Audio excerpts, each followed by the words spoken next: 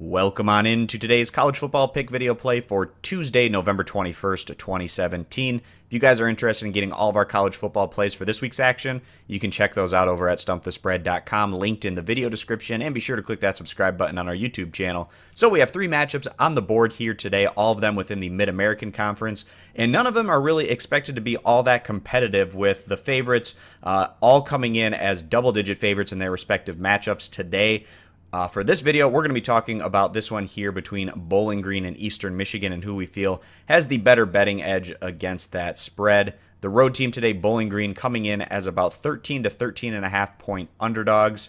Not having a whole lot of success this year, standing just 2-9 overall, 2-5 in conference, in comparison to Eastern Michigan, who's 4-7 overall and also just 2-5 in conference. But to be fair to Eastern Michigan, they play in the much tougher, much more competitive MAC West division, so they've had a tougher overall conference schedule than what Bowling Green has had to face. But still, nonetheless, both teams standing at the same overall conference record.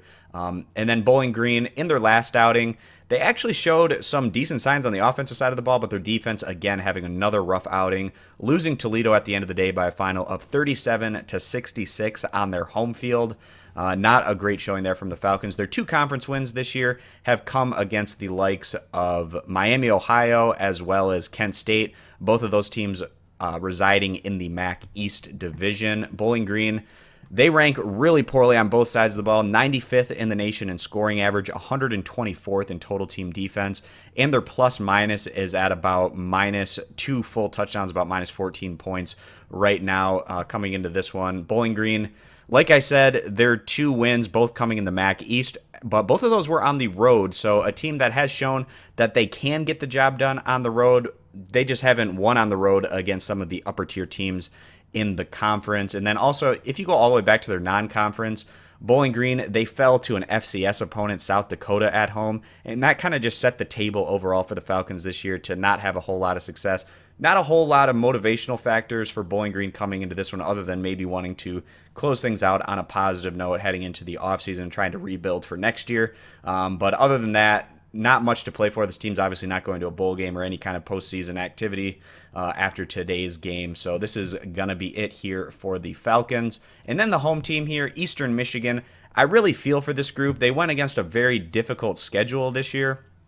They've been extremely competitive against all levels of competition. It seems like pretty much all of their losses have been by a touchdown or less, outside of that loss against Central Michigan on the road recently. But even that one was a competitive matchup where Eastern only fell by 12 points. They stand 4-7 overall in the year, 2-5 in conference. They're a lot better than what their record would suggest.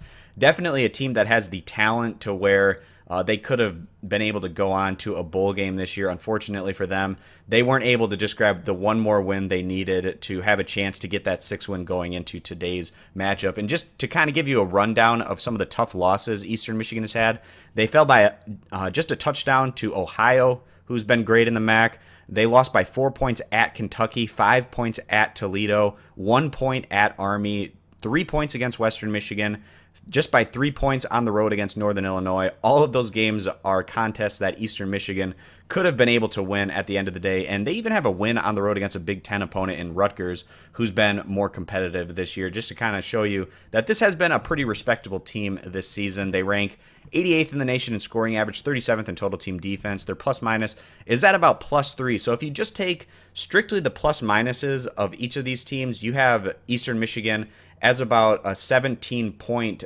better performance on a game-to-game basis in comparison to Bowling Green. So when you factor in the home field, not a surprise to see this one sitting right at about 13 or so points.